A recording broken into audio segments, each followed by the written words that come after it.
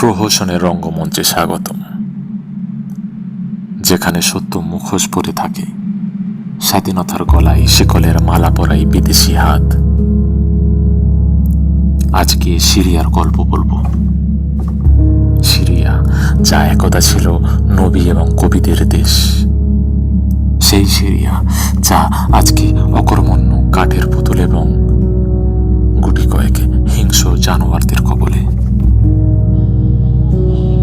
চারিদিকে রটে গেছে যে সিরিয়া স্বাধীন হয়ে গেছে, আর যারা সেই স্বাধীনতার রেসিপি খেয়ে শুকর আল্লাহর ঢেকুর তুলছে, তারা কি আদৌ জানে এই রেসিপি দামাস্কাসে সহস্র নিরীহ মানুষের তাজা রক্তের বিনিময়ে?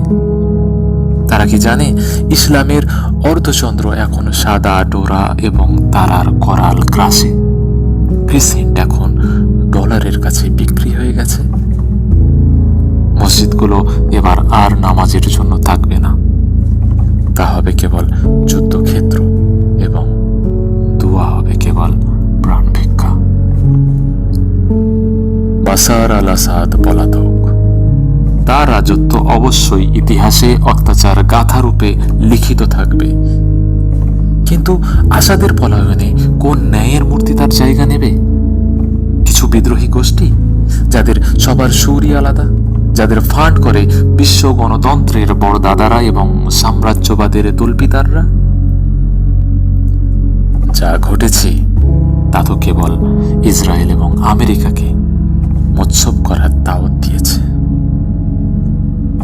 যারা এই অরাজকতার নাটের গুরু। যাই হোক, এখন চারিদিকে উদযাপনের প্রতিধ্বনি, যেন ইসলামের জয় হয়েছে। সত্যি কি এটা উম্মতের জয়, নাকি সাম্রাজ্যবাদের? সিরিয়ার পতন হয়নি, তাকে ঠেলে ফেলে দেওয়া হয়েছে। কার হাত আছে এতে? বিদ্রোহী গোষ্ঠীর? না, যারা আসলেই উম্মতের শত্রু, তাদের এই মহাকাঙ্ক্ষিত বিজয়কে আমার আপনার স্লোগানের মোড়কে মুড়ে বাজারজাত করছে। আমাকে কেউ বোঝাও, লাশেদের শহরে আমন্ত্রিত শকুনদের ভোজ উৎসবে কে উদযাপনে মাতে? এটা কি আদৌ সিরিয়ার মুক্তি, নাকি তার রুহের নিলামি?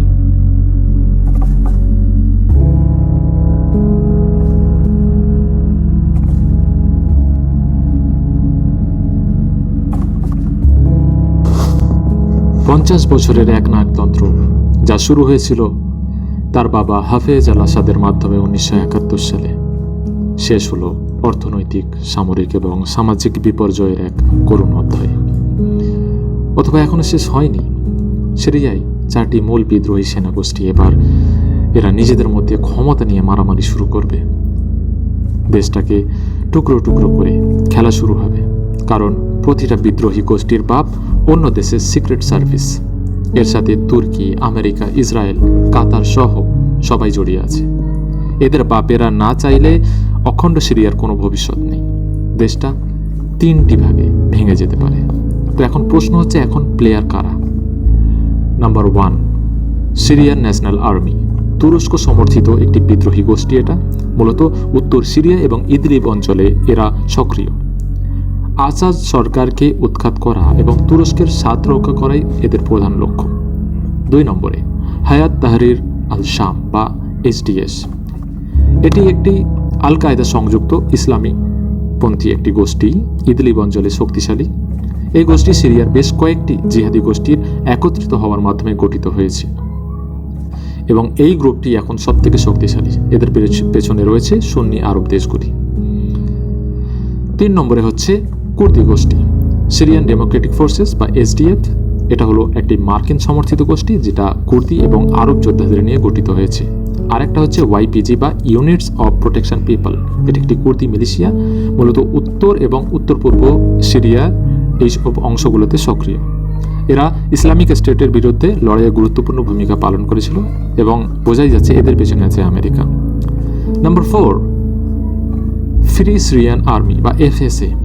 সিরিয়ার গৃহযুদ্ধের শুরুর দিকে একটি বড় গোষ্ঠী ছিল, পরবর্তীকালে বিভিন্নভাবে নিজেদের স্বার্থ রক্ষায় আঘাত লাগলে তখন বিভিন্ন ভাগে ভাগ হয়ে পড়ে। প্রাথমিকভাবে গণতন্ত্র প্রতিষ্ঠার জন্য লড়াই শুরু করলেও এরা পরে বিভক্তি হয়ে যায় দুর্বলতার কারণে। এখন ক্ষমতাও অনেকটা হারিয়ে ফেলেছে। শুরুতে আমেরিকা এদের সাথে ছিল, কিন্তু এখন আর নেই।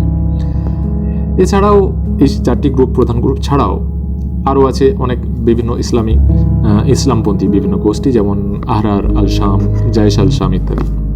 1971 সালে হাফেজ আল আসাদ বাথ পার্টির মাধ্যমে ক্ষমতা কুক্ষিগত করেন। হাফেজ বুদ্ধিমান শাসক ছিলেন। তার আমলে বিদ্রোহ হলেও তার জনপ্রিয়তা খুব একটা বেশি নষ্ট হয়নি। সমস্যা হয়েছে তার ছেলে বাশার আল আসাদকে নিয়ে।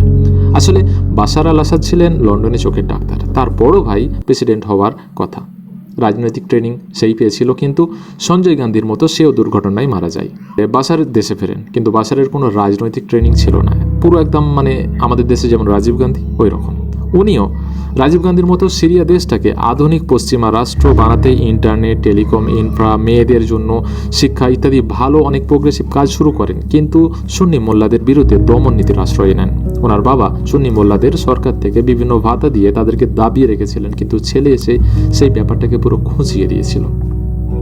এখানে একটা ইন্টারেস্টিং তথ্য যেটা সবার জানা দরকার বলে আমি মনে করি, যা বিশেষ করে বাংলাদেশের জন্য গুরুত্বপূর্ণ। আসাদরা আলাউই নামে একটা শিয়া সম্প্রদায়ের লোক, যাদেরকে শিয়া এবং সুন্নি উভয় সম্প্রদায়ের লোকেরাই মুসলিম বলে মানেই না, কারণ এদের মধ্যে মদ্যপান চলে, সুদ চলে, গান, আঁকা, নাচ গান এসব কোনো কিছুই হারাম না। এবং ঐতিহাসিকভাবে এই আলাউইরা সিরিয়ার সব থেকে সমৃদ্ধ এবং শিক্ষিত এবং ক্ষমতার কেন্দ্রে থাকা একটি সম্প্রদায়। আসাদ পরিবারের শাসনামলে এই সম্প্রদায়ের লোকেরা, যারা সিরিয়ার জনসংখ্যার মাত্র 12 থেকে 15%, তারাই ছিল ক্ষমতার কেন্দ্রে। যদিও তারা নিজেদেরকে প্রোগ্রেসিভ বা প্রগতিশীল হিসেবে নিজেদেরকে পরিচিত করেছিল, কিন্তু বৃহত্তর সুন্নি জনগোষ্ঠী রাজনৈতিক এবং অর্থনৈতিক সুযোগ থেকে চিরকালের জন্য বঞ্চিত ছিল। এই যে অসম উন্নয়ন সুন্নি জনগণের মধ্যে একটা ক্ষোভের সৃষ্টি করে, যা পরবর্তীকালে আরব বসন্তের সময় বিদ্রোহের রূপ নেয়।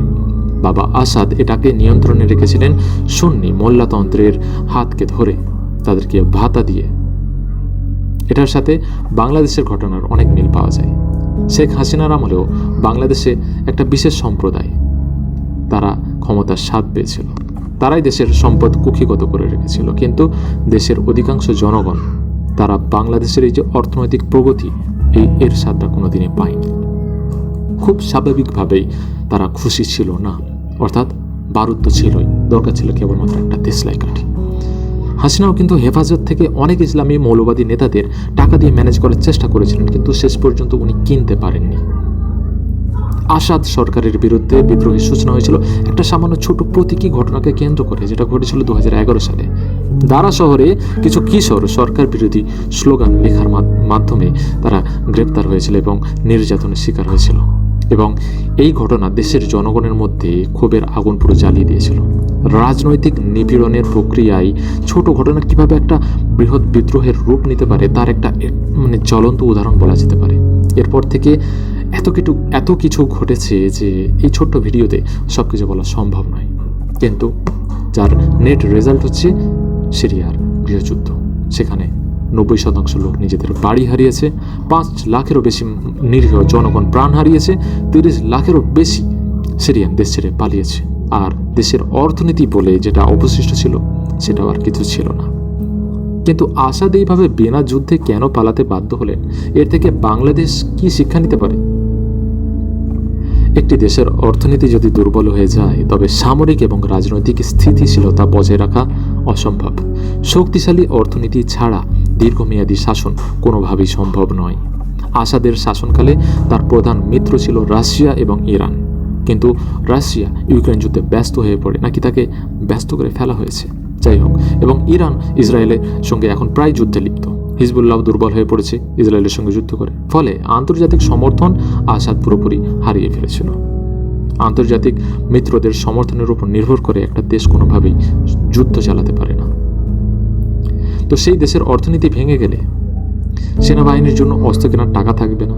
আর যারা মিত্র ছিল, যেমন রাশিয়া, হিজবুল্লাহ, ইরান, তারা যদি বিপদে থাকে, তারা তখন নিজেদেরকে আগে দেখবে নাকি সিরিয়াকে দেখবে? ফলে বাশারের পক্ষে বিদ্রোহীদের বিরুদ্ধে যুদ্ধ চালানো আর সম্ভব হচ্ছিল না। বিদ্রোহীরা বিনা বাধাই দামাস্কাস দখল করে নেয়। সেনারা অস্ত্র ছেড়ে বিদ্রোহীদের দলে যোগ দিতে শুরু করে দেয়। এর থেকে বাংলাদেশের যেটা শেখার আছে সেটা হচ্ছে এই, যে ভারত বিরোধিতা বাংলাদেশের কাছে এখন একটা আবেগের মতো বস্তু হয়ে গেছে। সেটা করে অর্থনীতিকে দুর্বল করা এবং পাকিস্তান এবং চীনের কোলে বসে বাংলাদেশের কোনো ভবিষ্যৎ কিন্তু নেই। অর্থনীতি দুর্বল হলে সেনাবাহিনীও দুর্বল হয়ে পড়বে, আর সেনাবাহিনী যদি দুর্বল হয়ে পড়ে তাহলে দেশটা এই অঞ্চলের সবকটা বিদেশি জঙ্গিদের মুক্তাঞ্চলে পরিণত হবে। এর ফলে কি হবে? গৃহযুদ্ধ কোনোদিনও থামবে না। কারণ সিরিয়া থেকে আমরা শিক্ষা নিতে পারি, একদিকে রাশিয়া, ইরান, অন্যদিকে ইসরায়েল, আমেরিকা, এরা সব মদত দিচ্ছিল। বাংলাদেশে বর্তমান পরিস্থিতি চলতে থাকলে দেশটাতে গৃহযুদ্ধ লাগবে, এবং একদিকে থাকবে ভারত, আমেরিকা, আর অন্যদিকে থাকবে পাকিস্তান এবং চীনপন্থী। কারণ অর্থনীতি দুর্বল হয়ে গেলে দেশের লোকজন খেতে না পেলে সেই দেশ কোন দিকে যাবে তা বলা একদম মুশকিল। যাদের পেটে খিদে আছে তারা কিন্তু সো কল্ড এলিটদের কথা শুনবে না, তারা বন্দুক তুলে নেবে। আর সিরিয়া থেকে শিখুন, বন্দুক সাপ্লাই করার দেশের কিন্তু কোনো অভাব নেই। সিরিয়ার গৃহযুদ্ধের দিকে যাতে বাংলাদেশ না যায় তার জন্য বাংলাদেশের দুটো করণীয় বিষয়বস্তু আছে।